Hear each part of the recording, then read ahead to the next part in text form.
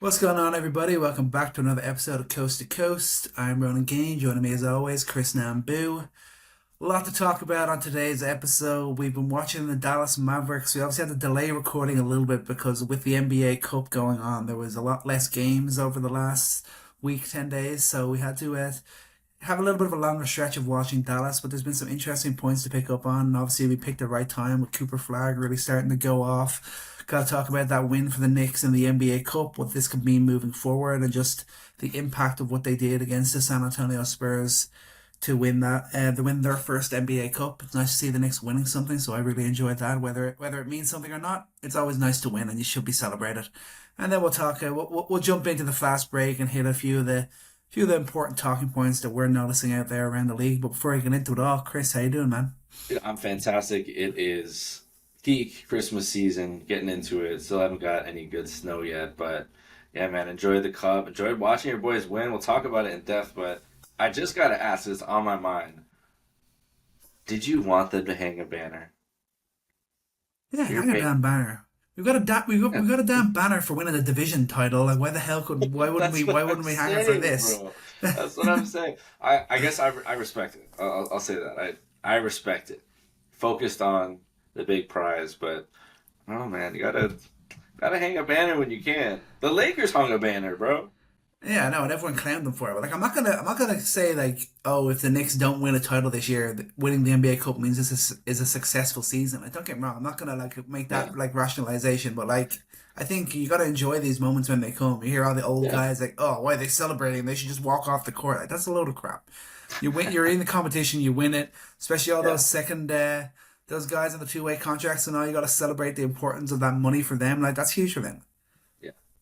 Um, but yeah, you had mentioned that the Mavs had extended run here with us as we're focusing in on them. And man, let's start there, dude, because what a great stretch of games. Um, just going over this month of December, they've had some really impressive wins. They've beaten Denver, Miami, Houston, and last night a really marquee win against Detroit. Where do you want to start with this team that, I think they've really had a tough year, tough calendar year. Really still recovering from the shell shock of losing Luka Doncic, starting the season with a little bit of hope, but still a lot of question marks. Now trade rumors swirling. You have a couple surprising young guys and your point guards that we're seeing develop here. Um, Kind of being realistic with how Coop has grown to now being excited. What does the defense look like? Is this defense going to win championships? Kyrie Irving's around the corner. There's a lot to this team, and the last 2 weeks have shown that they're competitive, they're fun, there's potential, and there's still a lot that can happen throughout this whole season. Yeah, no, it's been very interesting. Like, we were kind of looking at them like, oh, a couple of weeks ago, like, oh, they just blow it up and just like start looking towards the future with Coop, and now they're very much right back alive in the race for the play-in in the Western Conference, and that's the way it can swing, and especially early in the year, and with some of the other teams in the West maybe not having a good as year as we maybe thought they were going to. But I feel like there's only one place to start, and I think that's with our young buck of the week. Am I right in saying that? Yes, sir. Yes, sir. That is unanimous, man. He won Rookie of the Month, and I think that he's going to continue to grow in this, man. He's just been excellent. Looking at his stats here, Coop has been. I mean, let's just start with this. Forget the stats. Like, he's the youngest player to score 40. He's approaching youngest player to score top five in multiple 20-point games in a row.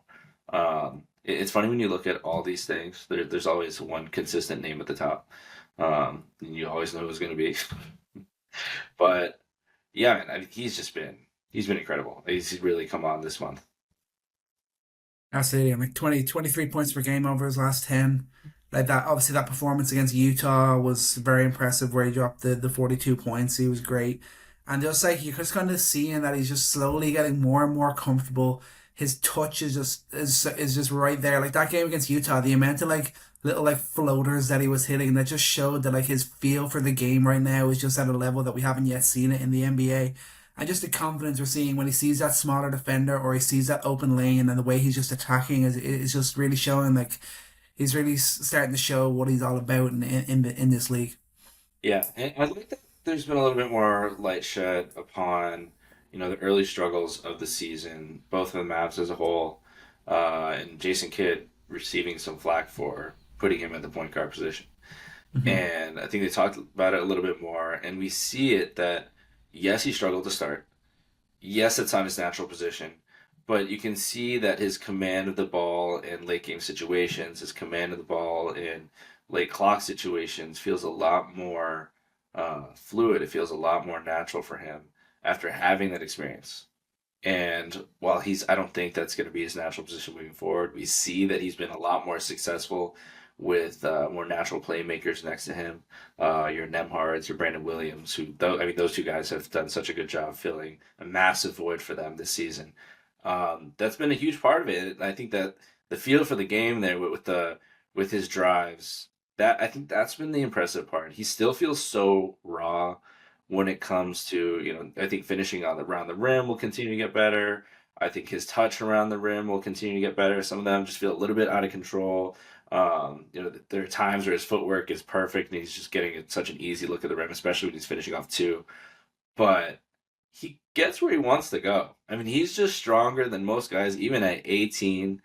Like the leverage that he uses, getting his body lower to the floor, finding these angles and like just the IQ to have that sense of timing when to stop and go, where to attack on the floor. Like that, the very basic stuff is really impressive to me. So like it's such it's such an open canvas. Like he could become really anything. And I think that's how we viewed him early on. And I guess that was my one question is as we've seen some flashes, as we've seen him have like big moments, his 40-point games, taking over games, the defensive presence, like have we glimpsed his ceiling yet? Have we had flashes of it? I still am not sure I know what this final product of this player will be who's so good at so many things. Yeah, I guess in a way we haven't like, especially I kind of think offensively, like we still haven't really seen him have that like breakout game from deep. There's still like his shot is still really not there at all. And you like to believe the more he continues to play, like he'll be able to get that up maybe to at least like league average sort of levels, like that's sort of number. But like just like you said with the touch like later in the game and later in shot clock, you can see that improvement. That was last night was a great example of that. Like he hit those back-to-back buckets down the stretch to actually give them the lead, which they ultimately let go and they went into overtime. And then in the overtime, it actually turned out to be the game-winning bucket for AD. He was like right in front of the paint and got the defenders off their feet, and then just did the little handoff to AD to dunk it down. That just showed the calmness. He didn't try to force it up himself or anything like that, and like that just shows like the growth that he's seeing and just the confidence and just like the knowledge that we knew he had, but now we're really starting to see it out on the floor. Yeah, I think when you watch him play, one surprising thing for a guy who already has a lot in his plate offensively with responsibility to create plays is you don't see a lot of rookie plays where you're scratching your head or you're like, oh, you missed that look, you missed that drive, you missed that cut, you should have cut. Like everything he's doing feels like it's at a high baseline level. He's making all the simple plays. When he's off ball, he's spacing appropriately, he's cutting appropriately, he's attacking the boards appropriately, he's getting back on defense. When he's on ball, he's going when he needs to, he's making quick decisions. And there's not a lot of like big mistakes you see him make. And for a rookie, I mean, a lot of these guys, as they're progressing, as they're growing their game, a lot of it's just eliminating mistakes and polishing their game. But it feels like his decision making is at such a high level already that I mean it's hard to imagine his ceiling right now, to be honest. Because I mean the obvious stuff is like the shooting, which I think will come. You see his touch in the mid range on those pull ups, like some of them just look like that's just tough to guard. He's already kind of mixing in the hesitation from mid range, and we know he could take those long strides to the rim. But when he can also take that pull up, that becomes a really tough guard, especially when he's so quick off that first step from the 3-point line. Like there's so many things he's gonna mix in, man. And I think as Mavs fans, you gotta be so excited that things are starting to come together. I mean, this isn't going to last. I don't think he's gonna end the season averaging 23 points per game. And I think he'll continue to be an inefficient scorer as, he's still just a little bit raw with his touch, still a little bit raw, like getting to a shot, and his 3-point shot is not there yet. But I've seen some Mavs fans get a little crazy. And I'm really happy though. I'm happy this discussion is happening because that this is the best case scenario. But you see some people go, I'd rather have Coop over Luca.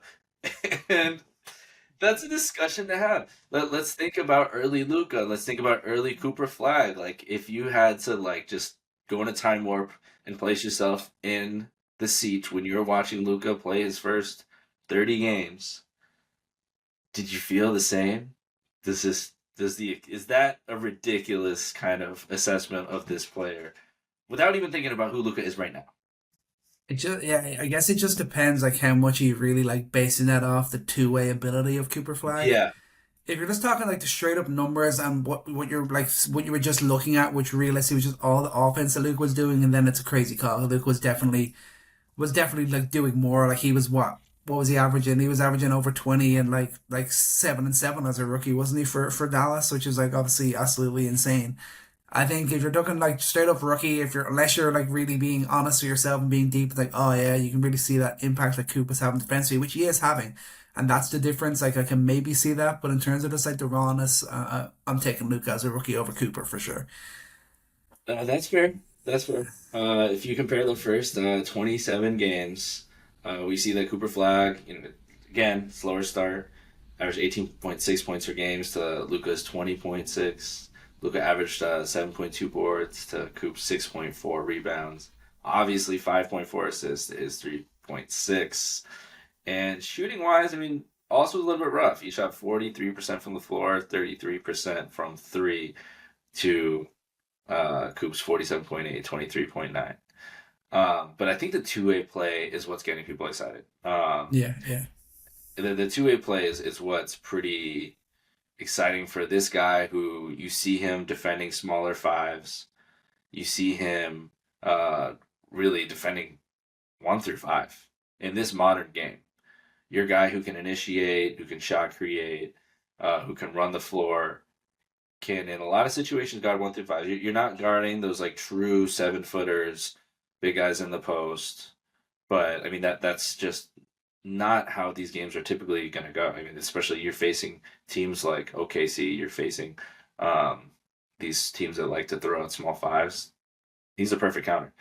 Um, so a lot to say on Coop. A lot to say that he's given this team hope. He's given people something to hold on to, and he's really given them direction, which I feel like has been the thing since he was drafted on day one. Um, but speaking about direction, Anthony Davis is still on the trade block. That's still an ongoing discussion. There's not any clear movement in that front, but I think that in these situations, you typically don't see something happen until it happens. I think there's really a lot that could happen up until the last 3 hours of the trade deadline.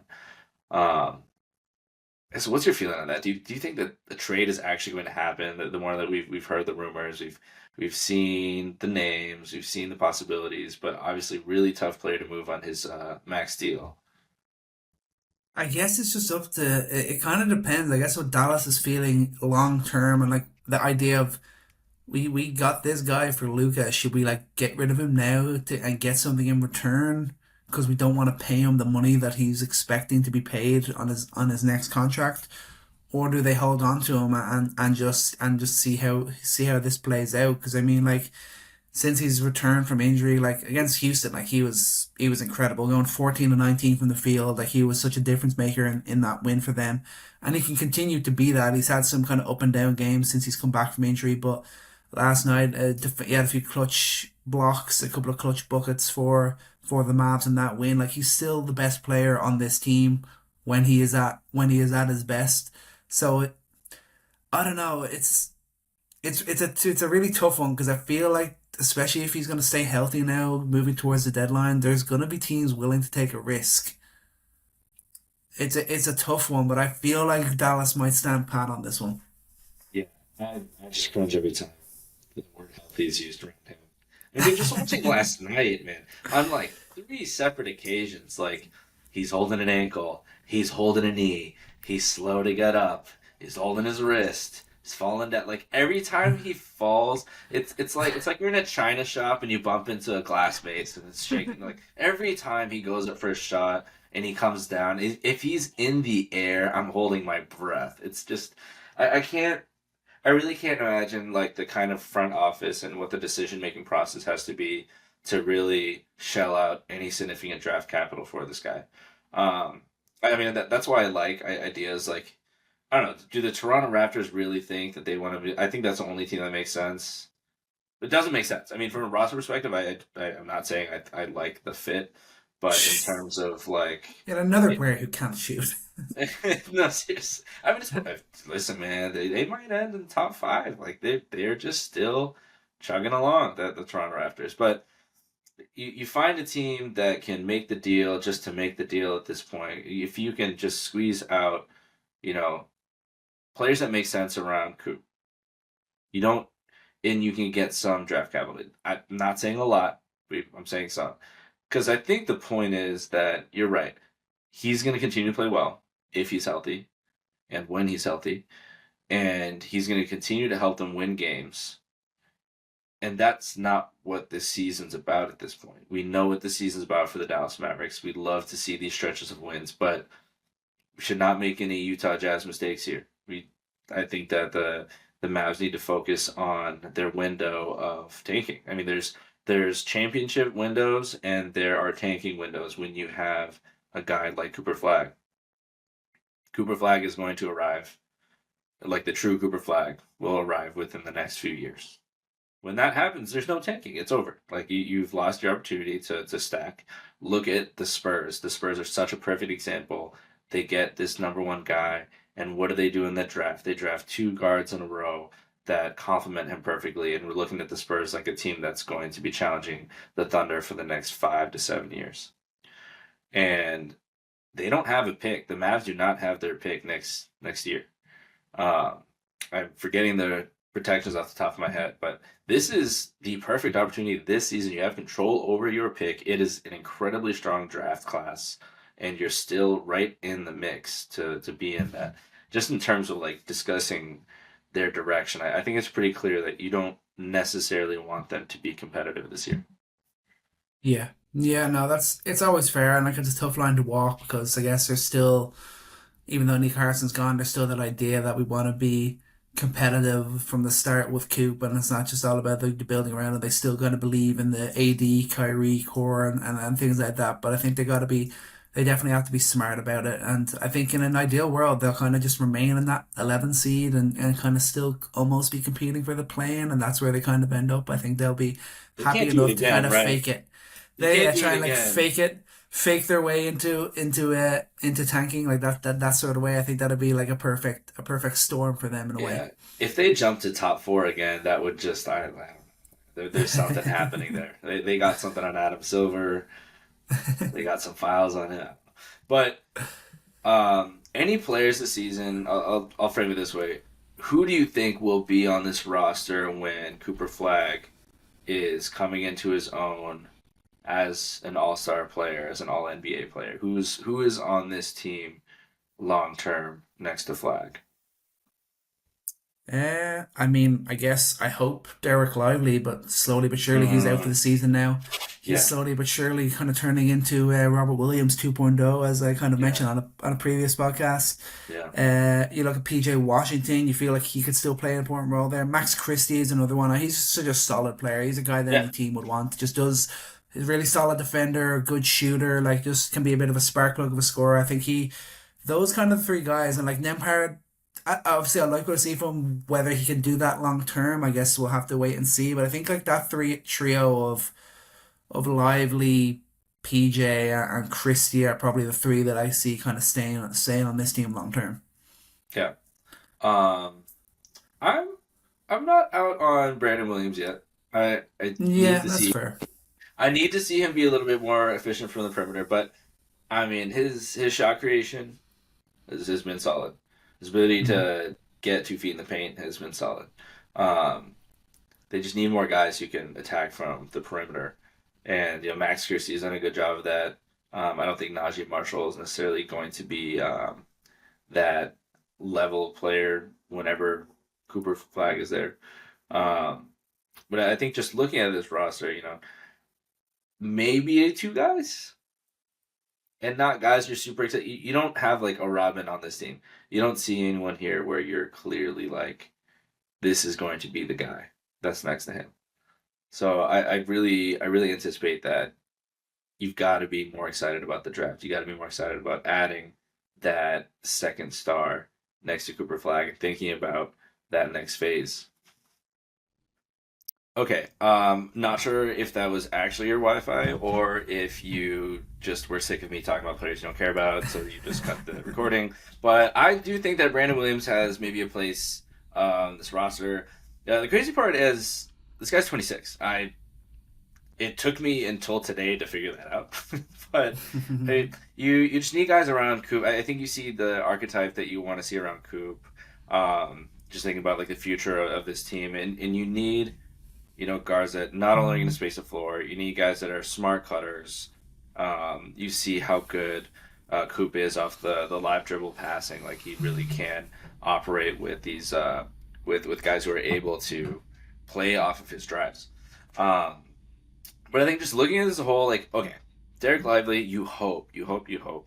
We've seen how good he can be when he's healthy in a playoff situation. I mean, this guy's a high-level big, and he was just showing it as a young player. I think we like Max Christie as a rotation guy. Is he an NBA starter? Maybe. PJ's 27. He's going to be entering year 30 by the time Coop is going to be there. Solid veteran big for your team for sure. Is Gaffer going to be there too? Possibly. But there's just not a lot of like they really need to hone in on getting more young guys to grow alongside Coop, and I think it's just imperative to the health of this team moving forward that they inject more young talent and get rid of your guys like your Caleb Martins. Your Klay Thompsons. You need more guys that are going to develop. You don't want to take away shots from these other guys. But I hope a lot of that's clear. I feel like most Mavs fans are on that page. I think it's very clear, like, hey, we're not winning this year. This is about growing. And for that reason alone, take what you can get for Anthony Davis. This isn't about Anthony Davis. This isn't about competing. Take what you can get for these veteran guys and just see what young players, what they have. It even sucks to see that like guys like Omax Prosper didn't make it on this team. And that would have been a solid rotation guy to just test out, give him minutes, see what would happen. Okay, we're back now. That was quick. Listen. I know you want to blame your Wi-Fi, but I mentioned Brandon Williams, it goes out. I mentioned Omax Prosper, it goes out. Fine. I'm done talking about these players you don't care about. It's whatever. Quality look from the Mavs the last 2 weeks. Excited to see what comes. Again, those teams they beat Denver, they beat Miami, they beat Houston, and then they beat Detroit last night. They're beating good teams. I don't know, man. The ghost will haunt them for a while, but maybe defense will win championships. That's all I'll say. Yeah, man, start it out. Let's not forget they're currently the fifth ranked defense in the NBA right now. First in blocks, Sir. every protection is still elite. This defense is it's still there, and it's helping them to win games. But yeah, Coop is obviously the whole story there. It's all about him. It's all about building around him over the next few years, and this year is the year to tank, like you said. But let's switch it out. Let's talk about the NBA Cup. Let's talk. We can talk a little bit about the semi-final matchups if we want to start there. But man, a nice, always good to see the Knicks winning something. Even though it's not the trophy we want, it's still a trophy, which is nice. Yeah, let's see on the Knicks end. But my first thing with the Knicks is depth. I think the biggest thing there. You can frame this one of two ways. New York's starting lineup sometimes just fizzles out. And then you hope that you get a little bit of McBride action. You hope you get a little bit of something from your bench. I don't think I was expecting a Jordan Clarkson, Tyler Kolek game. to be Yeah. quite honest with you. And some people can look at that and be like, well, you're sure lucky that a couple guys got hot off your bench. But I don't think I necessarily have that perspective. I look at this game as a really healthy sign of a roster of guys that are connected, guys that are ready to come out and play, led by a coach who is willing to be flexible with his lineups, who's willing to throw guys out there. You get extended time with Kolick, Clarkson, and Mitchell Robinson on the floor. Obviously, out of necessity, as Cat goes down, but those three really led them through some dry spells in that second half, and I think you need that. I mean, we've talked about depth, and New York needed depth this season, and they got a championship. They got a cup championship. They got a trophy out of it. So if that is not a healthy sign for this team and moving forward and how they'll be able to compete in a playoff scenario, I don't know what it is. Yeah, no, absolutely. And obviously, like Mitch again was just obviously incredible. 15 rebounds in 18 minutes. Like I think he might have finished with 11 offensive boards, and just his activity on the glass and Jordan Clarkson. That was really the difference in the game. The start of that fourth quarter, Mitch was just grabbing everything on the boards. Yeah, Clarkson was knocking down those threes, and that just gave us that little bit of a gap. And the Spurs could just never recover from that, which was huge. And like this, like people could like say, oh, like we got lucky, guys got hot, but like this is exactly what Jordan Clarkson is built for. He is built for these moments where he's that spark plug off the bench and he puts up like 12 to 15 points. He's one of the highest scoring bench players the NBA has seen. Like that's the level that he's playing at. And then you see Tyler Kolek, and like obviously that his addition has been great this year. And like it's tough not to look at him and say think that maybe we've got another Miles McBride in the Yeah. making. You know, like just a guy that slowly but surely is going to add a little bit more to his game and earn those extra minutes as the games and the seasons go by. And like that would be a huge addition for us, adding that extra bit of ball handling. Yeah, obviously still a pretty limited defender, but he could. He's a solid, like, he's going to be a solid scorer and solid playmaker, and that's always good when we're able to kind of be confident when Jalen Brunson either doesn't have the ball in his hands or isn't on the floor, which is always a little bit of a concern for our Knicks. But having Tyler Kolek there is huge, and just like the overall impact, like you said, just depth for this Knicks team. It's just so huge, and like when Cat was up in the niggle and Hart he was kind of feeling something as well, and obviously that makes sense because he was out of the Indiana Pacers game as well. And without those two guys, like Hart is just such a hustle guy. It's so important to everything that the Knicks do, and like not having him in there and the way Kolek and Clarkson really stepped up, like that just shows the level the level above I think that the Knicks are playing at this year with the roster that they've got. Yeah. Um, I think it's a good time to shout out OG and Nobi, who Hmm. has just had a tremendous season so far. I've never seen him shoot so confidently um, for the season, and you hear that he was able to link up with Dirk in the offseason, and Dirk talking him through like all the little intricacies of how he shot the ball and his process through all that. I thought that was a cool nugget for him to share, but. Um, I mean, he's been such an X factor for me, feeling really confident about this team. And I really just hope he stays healthy. Yeah. Now, up to this point, I mean, we're excited about that win. We're excited about their depth. Does this win give us enough confidence that this is the team that's going to be there when they're in the playoffs competing? I just say there's no way of getting Giannis without blowing up this team, and if they have to give up any two of Cat, um, Bridges, OG, McBride, I think it's not worth it to do it. I think like each of these players just loves playing together and it's just so in tune with what they're doing right now. I just think it would be a mistake to blow it up. Yeah, I'm not saying Giannis wouldn't come on and be the best player on this team, but like I said before, like I'm fearful of the fact that Giannis has been hurt for all the last like three playoff runs that he's been on. And I just love this next team, and I'd rather lose with this next team than make any major move in it right now. I think this says a lot, honestly. Like this team has really captured the heart of the city, Hmm. and that you don't no one feels that excited about getting Giannis as I think he would have reasonably been for the last 3 to 20 years getting a Yeah. player like this because you have an infrastructure, you have a vision for a team, and I think that they've earned the right to prove people wrong, to prove that they could win a championship, that they could be the last team standing in the East. Do they have enough to beat the Thunder? We'll see. I think it's fair to imagine a world in which injuries exist and there's not always perfect health for your opponent. And if this team stays healthy, who knows? Who knows what happens? But um, thinking back a little bit to the semifinals, just to note, the Thunder brought down by the Spurs, their second loss of the season. Um, Losers. Oh, two losses. Jesus.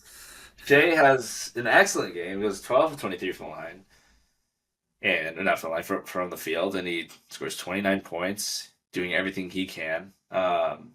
And the Spurs, limited minutes for Wemby, and he does play a real 21 minutes.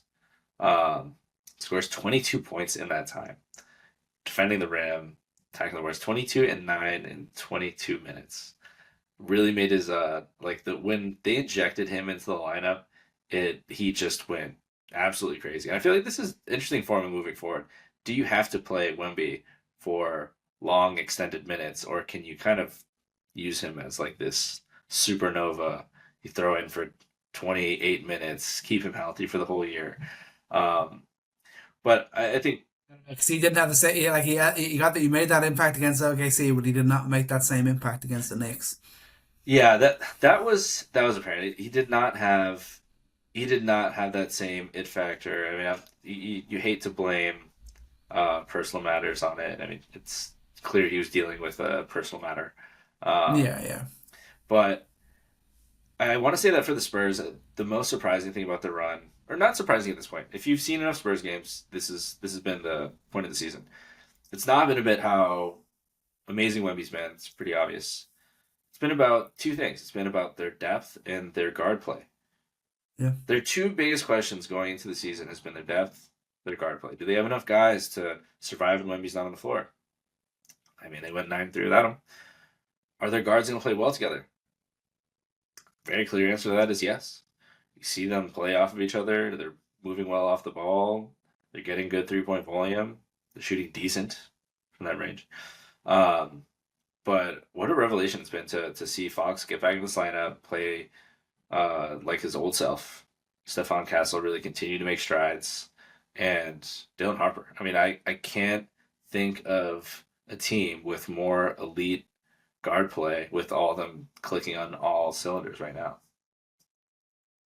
Yeah, no, it's been very impressive, and like even last night, obviously, or sorry, Tuesday night when obviously it wasn't the result that they were looking for, but like just like the impact we still saw from Castle, some of the shots that Dylan Harper was making, and some of even the defensive plays that Harper was making, really showed that appetite he has for the game, and obviously he was brought in as more of that an offensive piece, whereas Castle's obviously was brought in more as that defensive piece, and we've seen Castle kind of really develop his offensive game, and we're seeing Harper show why they picked him and show why that they don't need to make a big move either, and they can build around all these young guys that are on their team, and like Fox just being fitting so seamlessly alongside them, not like feeling like, oh, these guys are like kind of stealing my minutes, they're like stepping on my toes here, and just being a real uniting piece there. Like that's huge for this Spurs team, and that's why they will ultimately work. And that's like it's kind of great to see. It just feels like that's like been the Spurs' mantra, like all these years, like under Pop, the whole thing of just everyone just fitting in, everyone just doing their piece, no selfishness, and that feels like what we're seeing with this team again. Yeah, that's a huge point on Fox. When you see Fox on the floor, you don't see him demanding the ball. You don't see him running every action. You see him distributing it evenly. You see him taking over when he needs to, especially when it's first action, second action, third. Okay, it's not working. All right, maybe Fox can create something. But he's deferred when it matters. He's not deferred too much, and he's been such a steadying presence in that a lot of people were wondering why they, invested in him long term. And here's the reason. You see it. Um, and that was not the same attitude you saw in Sacramento. That's not the same attitude you saw with him and Tyrese Halliburton. Seemed a little bit not butting heads, but you didn't see that synergy there. And it's really cool to see him to have developed into that type of player here for the Spurs. Um, And talking about their defense too, like obviously Wemby's in the back line. Cornette's been great too. When you have bigs like that, man, and you have big guards, you have aggressive wings, you can just put so much ball pressure. And I think that the amount of pressure they were able to put on the perimeter on Thunder made them uncomfortable. They played their own game. They played physical. They knew they had backline help, and that level of defense that they can ascend to with Wemby back there, with Cornette back there. Um, and when you have the talent of your guys like Stephon Castle, you can just guard you end to end and really frustrate you. You saw that in moments, him guarding Brunson, how difficult it was for Brunson at times to just like get into an action because Castle just right there. It's been impressive. It's been impressive. Yeah, but down the way that Spurs Thunder game ended, it really was like a bitter taste in the mouth as a neutral. Just like all the free throws, the last like 20 seconds took like 20 minutes to just be Yeah, played out. It was like yeah, that's that fair. sort of stuff is just rough to see. But obviously, leading up to that, like for the first three and a half quarters, it was a really great game, and it was obviously huge. Obviously, we love seeing like we believe like Wemby and Chet could be a bit of a battle. It's always fun to see those two going head to head, and like looking at this Spurs team, they could be the ones that are ultimately the challengers for this team. And you're kind of like this is obviously a wild shout, and this is a long time ago. I don't really know if it's accurate or anything, but like you kind of look at like Wemby and shit, and you could kind of see a Bill Russell, Will Chamberlain sort of vibe off this thing, the way that it's going. One guy could be on the better team, and one guy could be the better player. That could be the way that ends up I going. like that. I like that. No, I definitely. He's the one player, right? Chet's the one player that OKC can throw out there and really hope to make an impact defensively on Wemby. You've seen Wemby a little bit this year struggle against those smaller guards, and OKC has a wealth of that. I think that OKC poses a unique challenge to him. But man, the way that he rose up to that challenge and he played physical, he played through it. He didn't let guys get in his grill. He just went right to the paint, quick decision, got into it. Like you know that Wemby's gonna be ready for that matchup every time it happens.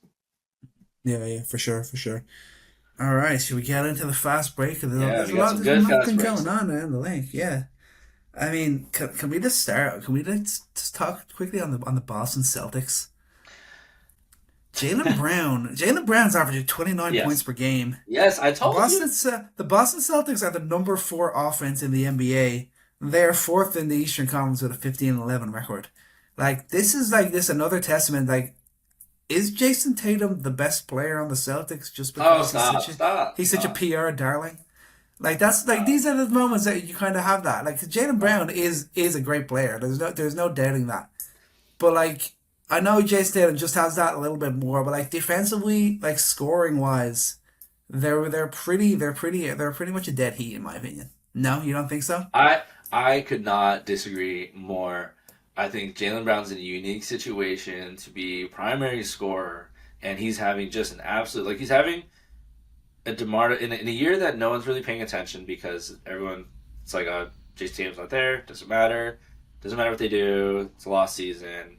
He's having a DeMar DeRozan level year in terms of what he's shooting from the mid range. He's been absolutely on fire from there. He's He been was slowly leading the getting league at one point, wasn't he? yes, I don't know if he still yes. is. Yeah, And that's being lost because nobody cares, I guess, because the East sucks and they're not going to compete for a championship without Tatum. But the question remains, like, is Tatum going to be back? But back to the comparing them too. I don't think they're such different players. I mean, you you hand the ball to Tatum and you can get any kind of offense. You hand the ball to Brown, he's showed you I can get any shot. He can get to the rim when he wants. He gets 2 feet in the paint, and obviously attracts enough attention to be a solid playmaker. But I think the way Tatum has evolved to bend defenses and be a pick and roll ball handler, and he can't really be eliminated from the offense with just forcing him in one direction and bringing help off the corner. Like there are things that I think okay. teams are not necessarily doing to Brown in a regular season that I think there's levels to it. Tatum, you can get a playoff offense through. You can see that. That was his last step of his evolution over the last year or so.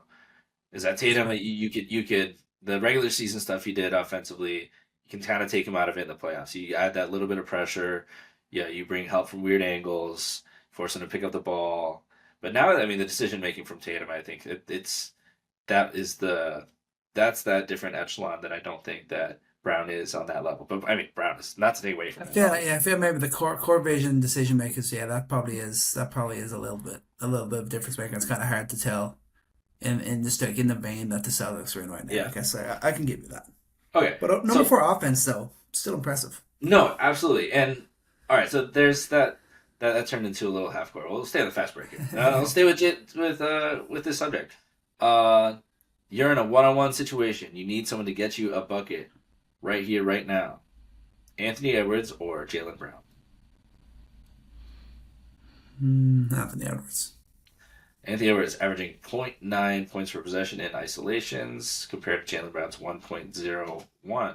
Both actually, surprisingly, not the most efficient, not top five, but on a lot of volume. Same question: Luka Doncic or Shea Gilgeous-Alexander? You know, you gotta go for Luca, don't you? Of course you do.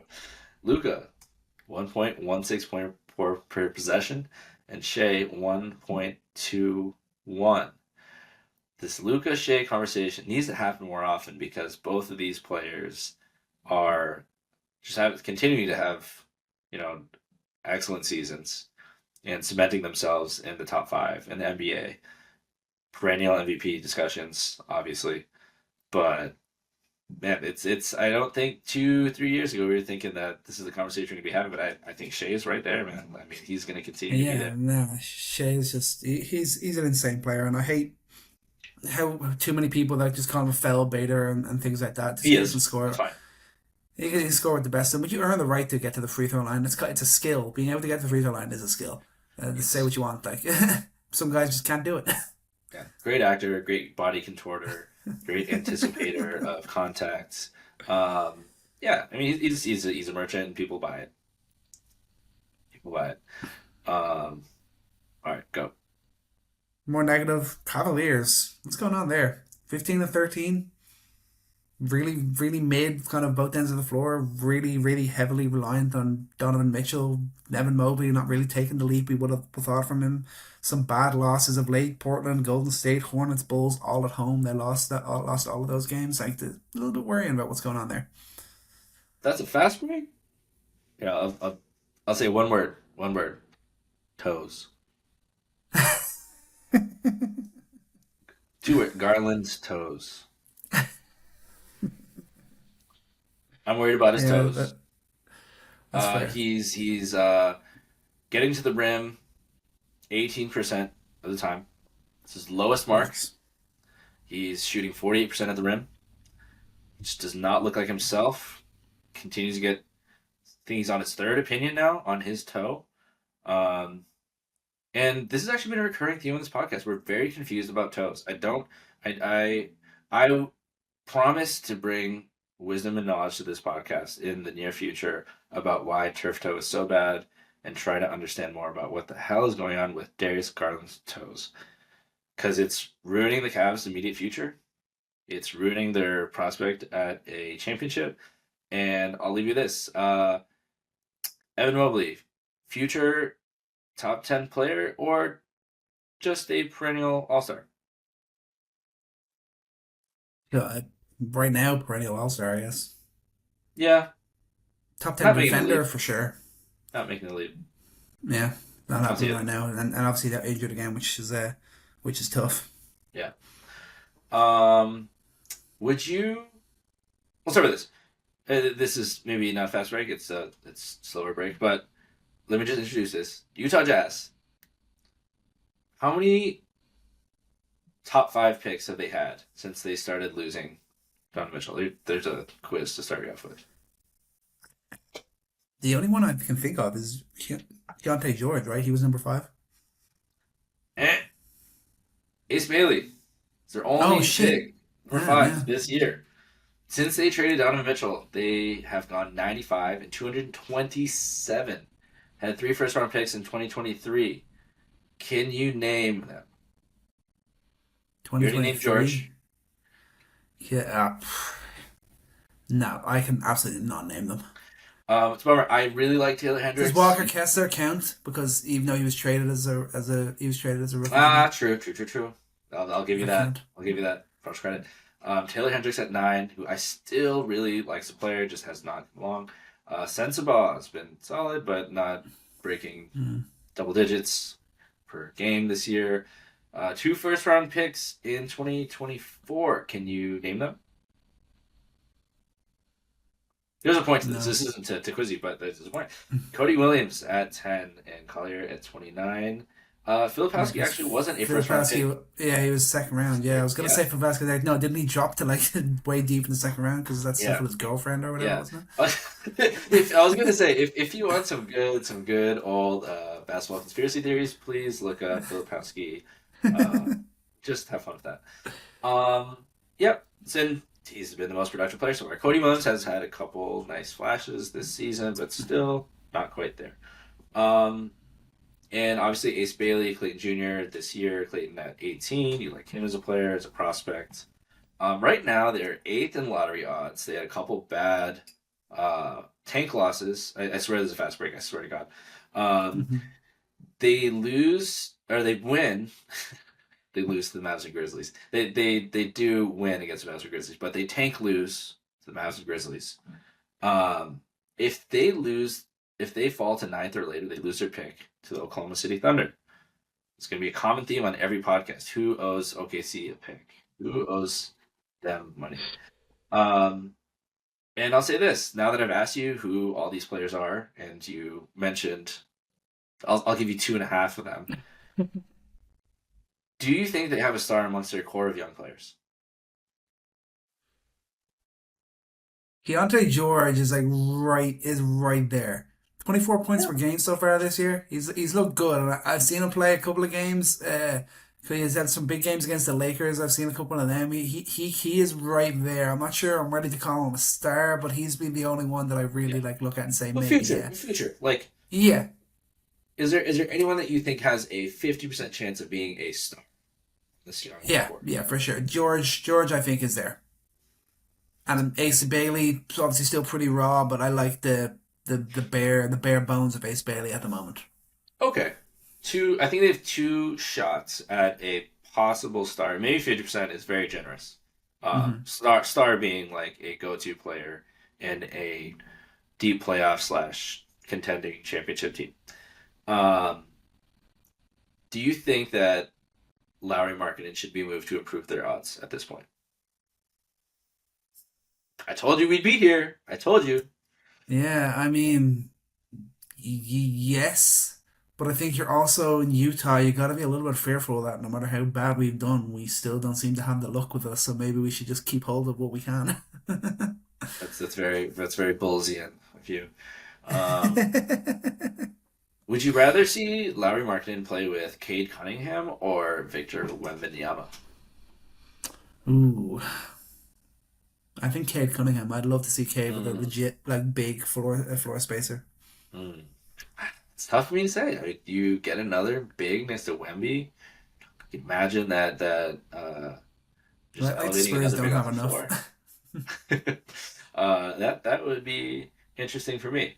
Okay, I will yield the fast break to you. That was the slowest of slow. Jalen frickin' Johnson. That's all we gotta say. Just Jalen frickin' Johnson.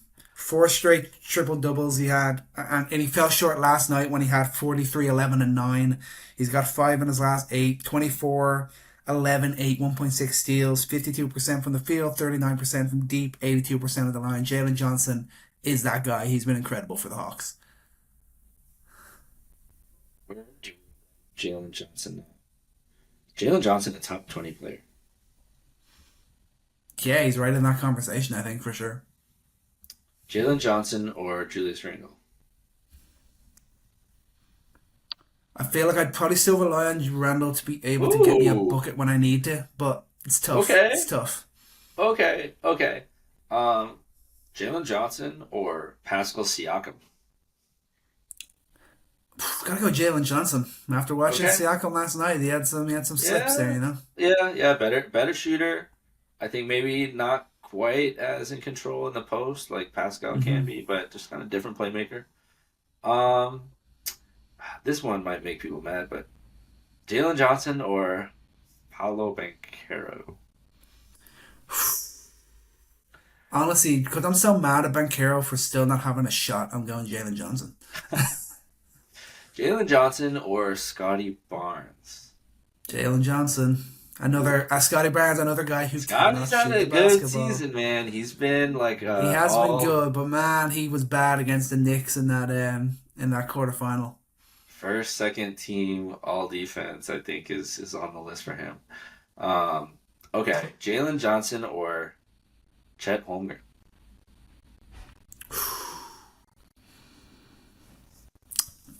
Oof.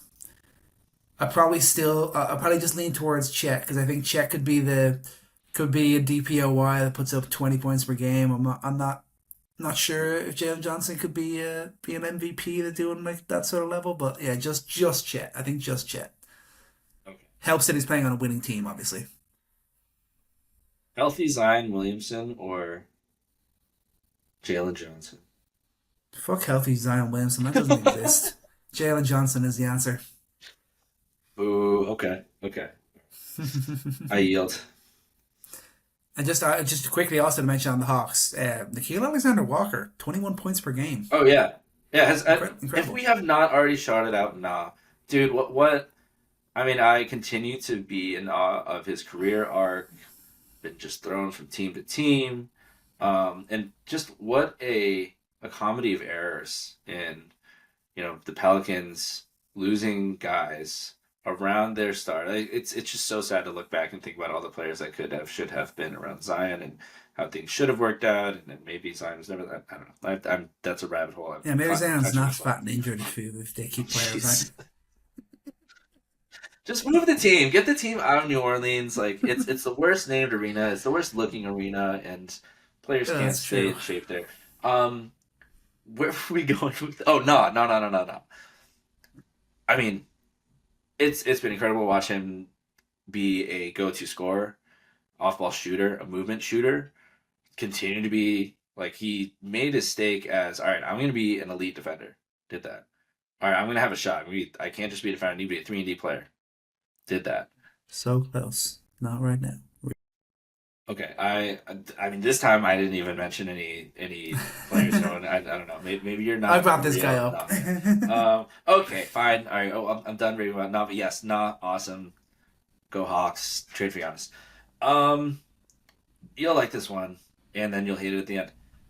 Maxey, 31.5 points per game, 7.2 assists, 47% from the field, 39% from three. Would you rather have Tyrese Maxey or Donovan Mitchell?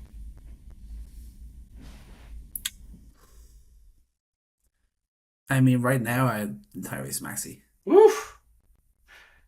Tyrese Age Maxey, profile is involved there, too, to be fair. Tyrese Maxey or Austin Reeves? Tyrese Maxey.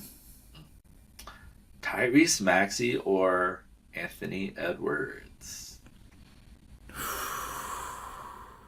I'm, I'm gonna go with Tyrese Maxey. I love Tyrese Maxey, man. Yep. All right. A lot Don't of even good try to do guards. it. A little good Okay. guards in the East. Yeah, I A thought you lot were of gonna good try. guards If in you the even East. try to do it, you know my answer. If you even Tyrese try to bring Maxey that or shit up. Jalen Brunson? Get that shit out of here. There's player A. Player A averages 31.5 points. Player B averages 28.7.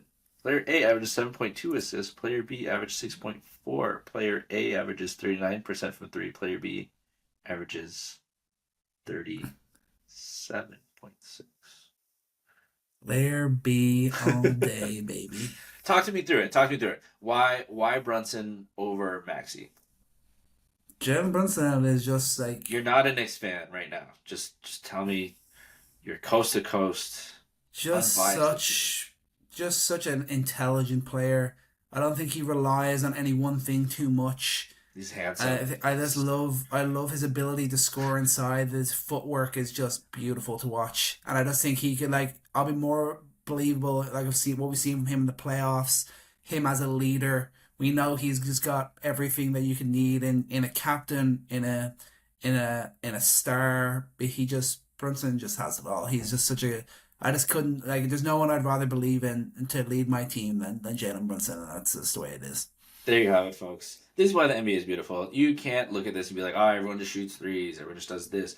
Two incredible guards, different in their own ways, such different pace, such different style, and people like sports for different reasons. I prefer Maxey. I'm gonna say that I love, how fast he is in the open court. I love how he gets downhill fast. I love how his off-ball movement. It's very. That's I think the coolest part about his development is he translated his speed not just from going coast to coast. He translated his speed to being a good cutter, but he translated it to being an off-ball shooter. He has some Steph Curry-esque moments where it's like, dude, I just looks very tiring to chase him around. He's just constantly moving, constantly cutting, constantly getting to good spots. You see the way Like, he's picked that up, and someone like Trey Young has just never oof, entertained the idea of picking that up. right, you Yeah. can't have a coast to coast pod without a Trae Young stray. Um, so that leaves me with and I think your answer to this is no based on what you just said, but is Maxey a top 10 player?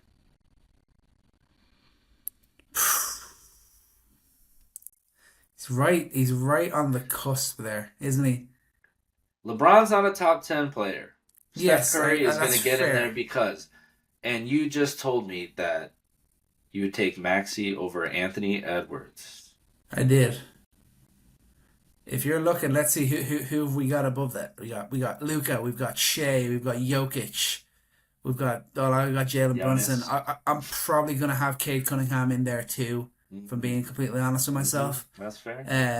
Who else have we got going on? I can't even think.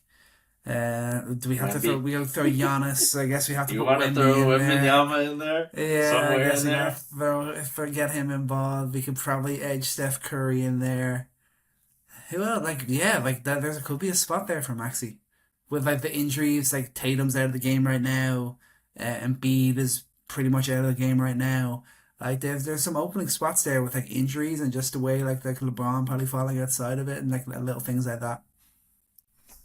There, he effectively, just in hierarchy and kind of, archetype guard, scorer, lead player, he's taken over the spot of where Harden typically would have been Yeah, yeah, quite that's fair. nicely. Quite Yeah. nicely. I think. Um, but that is how I will end my fast break. I don't have any more. I wanted to end with a revelation that, hey guys, if we have not noticed, I think Maxi kind of quietly a top 10 player. Maybe no Yeah, doubt. Maybe you're way ahead of it, but if you don't, yeah, no watch, sleep. watch out! Like we saw him when he had his breakout, and we saw him in that playoff series against the Knicks where he was just insane. Obviously, injury bug kind of hit him last year, but he's been right back again this year. And I just love seeing this from Tyrese Maxey. Like this is probably one of the first basketball players I really watched as like a rookie, and I watched him, and I just go, that guy is gonna be a star. And it's coming to fruition now, and it's great to see it. Philly's got to be excited about that. I know it's tough with George and Embiid, but seeing the way Maxi is as a player, seeing what they've got on Edgecombe and a few of the other young guys, might end up being brighter on the other side. The grass actually might be greener for the Philadelphia 76ers. There's a world where that happens. But yeah, that's gonna put a bow on today's episode. It was tough to get through it. There were a lot of internet issues here trying to break us down. We didn't want to hear about Prosper or Nikhil Alexander Walker, but we made it through in the end. Thanks so much for sticking with us. Remember, we are everywhere on social media at Coast to Coast NBA, and most importantly, remember to take every shot and love every moment. Peace out.